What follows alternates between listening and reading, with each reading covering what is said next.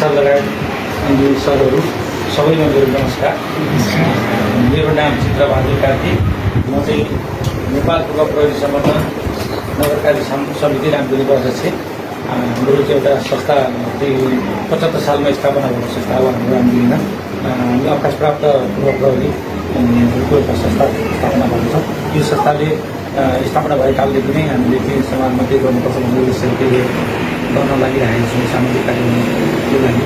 र योभन्दा अगाडि पनि हामीले चाहिँ फुटबल स्कुलमा फुटबल वितरण गरेको थियौँ। यहाँ पनि सर अगर काठमाडौँ तालिममा जानुभएको थियो त्यो अवस्थामा हामीले चाहिँ 2टा फुटबल गरेर गइसकेको।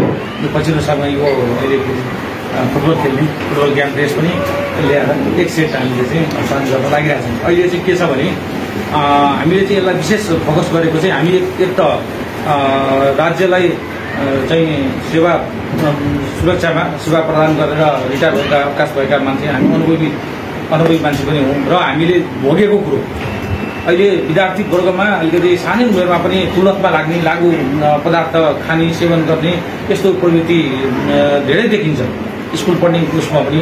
त्यस कारणले चाहिँ यसलाई चाहिँ निरुत्साहित गर्न र इङ्गेज कुनै पनि मान्छेलाई इङ्गेज बनाउनुपर्छ। इङ्गेज बनायो भने त्यो चाहिँ त्यतातिर ध्यान नजाओस् भन्ने किसिमले फुटबल खेल्यो भने फुटबलमा पनि एउटा चाहिँ इङ्गेज भयो।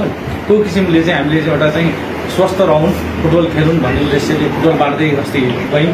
अहिले हामीले फुटबल खेल्ने ड्रेस फेरि हामीले स्कुललाई अहिले वितरण गर्ने लक्ष्य अनुरूप हामी आज पहिलो चरणमै हाम्रो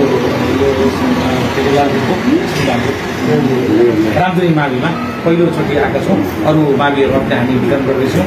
अहिले हामी यो चाहिँ हाम्रो सर मार्फत अमिलो प्रसाद पाठशाला सर प्रधानाध्यापक यो मार्फत यो तपाईँहरूको लागि हामीले हस्तान्तरण गर्दैछौँ। राम्रोसँग खेल्नुहोस्, फुटबल खेल्नु राम्रो हो र स्वस्थ रहोस् भन्ने मेरो कामना